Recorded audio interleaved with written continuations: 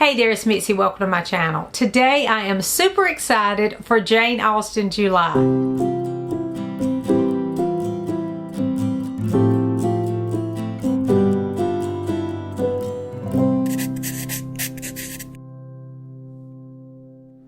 So today is exciting for me because I love Jane Austen. I love Jane Austen July because it's all things Jane Austen and I love all of her novels. So this gives me an excuse to read one again. And I know last year I looked back at my reading journal and I had read 3 of Jane Austen's novels over again. Now, I don't normally talk about the Jane Austen books except for Jane Austen July because I think I would get on your nerves after a while about Jane Austen if I talked about her as much as I pick something up that pertains to Jane Austen. So I try not to do that. But if you're a Jane Austen fan like me and you're excited about Jane Austen July, then you're going to love this because these are books all related to Jane Austen and her novels. So Jane Austen July is the month of July where we read Jane Austen novels as well as anything related to Jane Austen. We watch the adaptations, we read books by Jane Austen's contemporaries, all of those sort of things, and it's just a wonderful celebration, a whole month of celebrating Jane Austen and the work that she contributed to literature. And so I am very excited about it, as you can tell. I have a whole shelf just for my Jane Austen books designated to Jane Austen. I have several editions of Pride and Prejudice and Emma and the other novels, and then I also have books about Jane Austen as well as books related like retellings of Pride and Prejudice, you know, different kind of mysteries that are based on Jane Austen's novels and things like that. So I have been collecting these for a while. Last year, I made July just Jane Austen related, and I'm going to try to do that mainly this year too. I am going to try my best to just read Jane Austen related things in July. Now, there are a couple of things that are left over. We're ending the month and I still have a stack for June, so I don't know that I'll get to everything in June. I hope so, because I really want to do like I did last year and make everything in July about Jane Austen, but we'll see, because I'm a mood reader too. And I was telling someone yesterday that I had all these books on my shelf. This is my problem, and I pulled at random a classic that I wasn't even planning on reading this year, and I just pulled it off and started reading it. So I am a mood reader, but I do like to create these goals and lists. And for Jane Austen July, I know I will be in the mood to read these because, let's face it, I'm always in the mood for Jane Austen. So Jane Austen July is hosted by Katie at Books and Things, and she has a couple of other hosts as well. So I'll leave a link to her announcement video below, as well as the other host, in case you want to go over and see their recommendations. They'll have lots of things posted before and during Jane Austen July, so you don't want to miss that. But today I'm just talking about the books that I have pulled from my shelf. Again, I have a whole shelf full, so this is just part of them that I haven't read yet and I want to get to this year. Some of them I had pulled last year and just didn't have time. One of them I had ordered for last year and it came in like the last week of July, so I put it aside and said Jane Austen July next year will be when I read it. So now's the time.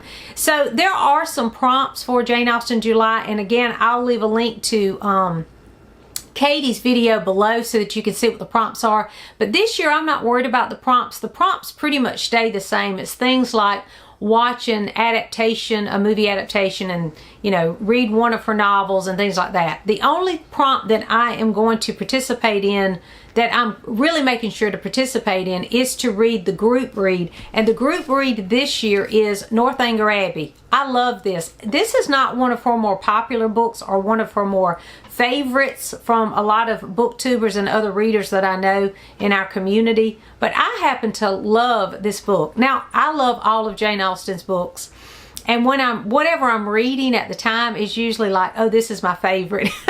But this one, I'm so surprised at how it's not recognized as much as the others. It's not very long.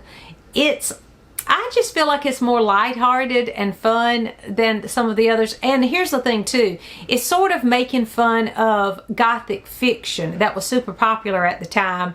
And I happen to love Gothic fiction. If you follow my channel, or if you followed it from the start, because I don't talk about it often, but that is like my main go-to, is a good Gothic historical fiction, or a Gothic fiction set from it, you know, in the past, which will be historical fiction for me.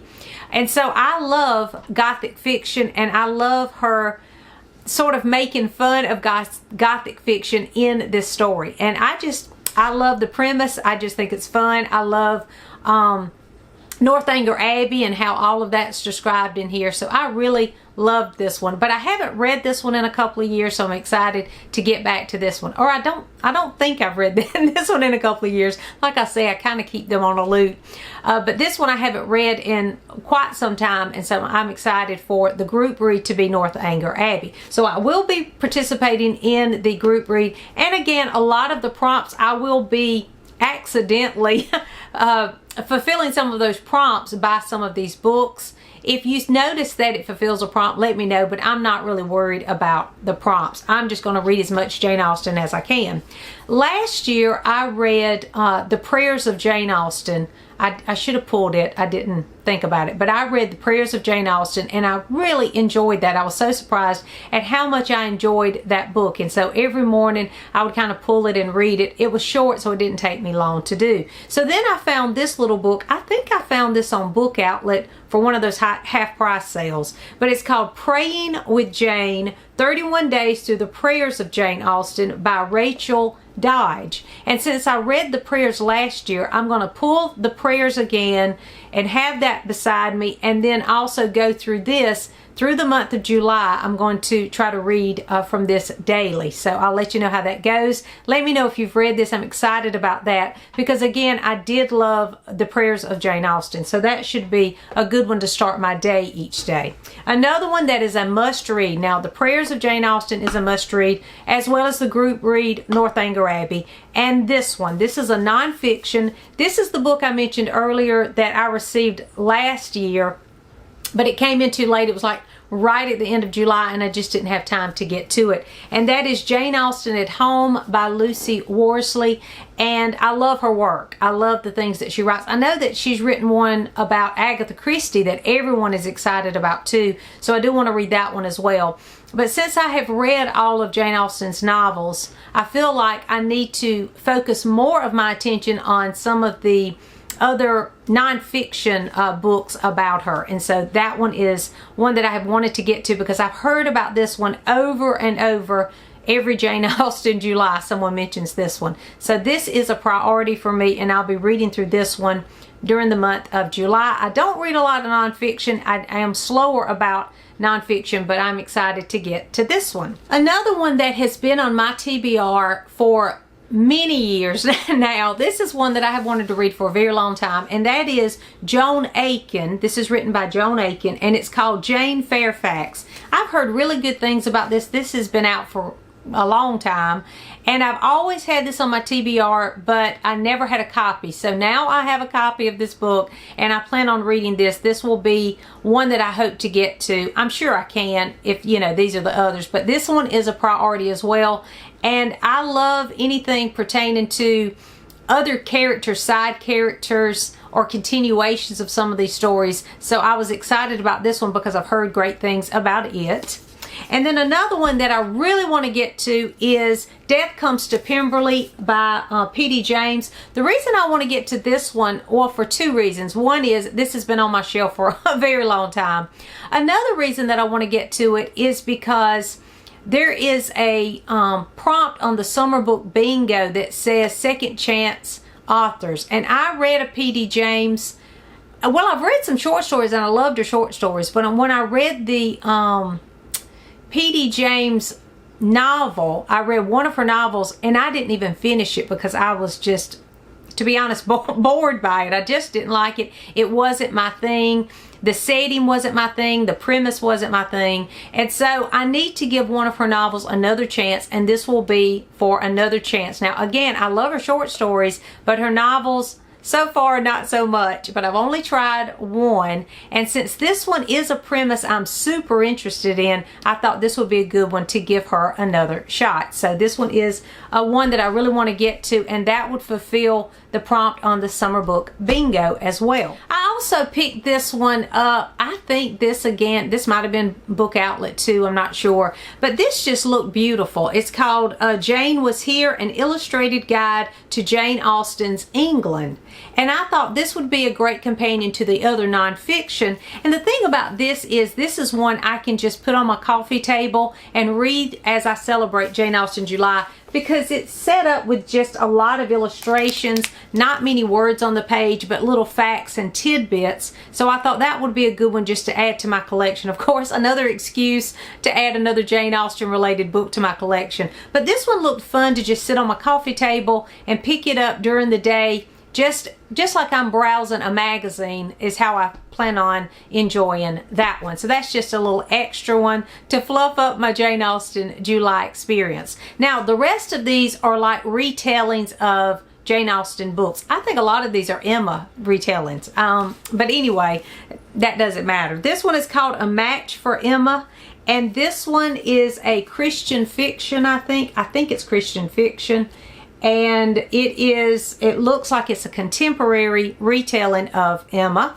So, A Match for Emma. This one is from the Jane Austen series called Amanda, a contemporary retelling of Emma, and it is by Deborah White Smith. So apparently Deborah White Smith has a whole series of Jane Austen retellings, and Amanda is the Emma retelling. Again, it's contemporary, and I'm not much of a contemporary fan, but I do like retellings, so I might enjoy these. The next one is called The Night Before Christmas, K-N-I-G-H-T, because it is focusing on a Mr. Knightley and a contemporary story.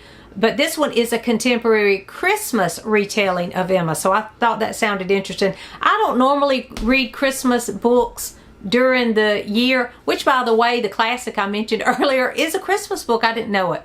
But I don't normally read Christmas, if I can help it, during the summer especially. But I thought I would throw that one in if I have a chance. If not, I will save that as a seasonal read at Christmas time. We'll see how that goes. And then I have Dear Mr. Knightley. This is a series as well. There's I think several in this series, and they are all Jane Austen related. I've had this on my shelf for a very long time, and it is time to get to this one.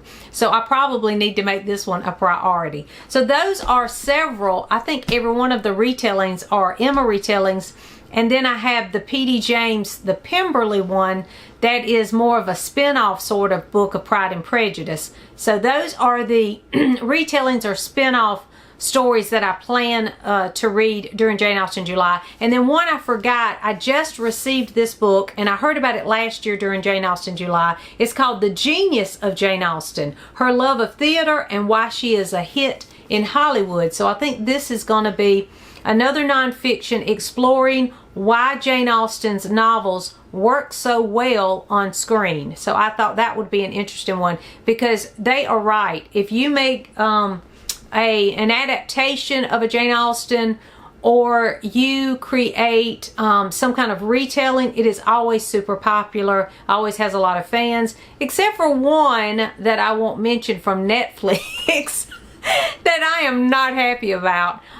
When you do a retelling of Jane Austen, or even more so if you just tell the story based on one of Jane Austen's novels, you better get it right, because us Jane Austen fans get really upset when you mess up one of our favorite novels. But anyway, I thought that would be interesting, because they're right about her being a hit in Hollywood, because everyone takes her stories and changes them to create their own movie adaptation. So I thought that would be an interesting read as well. So those are the books. It's a nice big stack of books for Jane Austen July. I'm really excited about it. Again, I have a couple of priorities because they've been on my shelf for quite some time, and one, that Jane Austen at Home, I am just really excited to get to that one. Let me know if you've read any of these, and let me know too, what is your favorite Jane Austen novel? Let me know that in the comments as well. Thanks for watching, and I'll see you soon.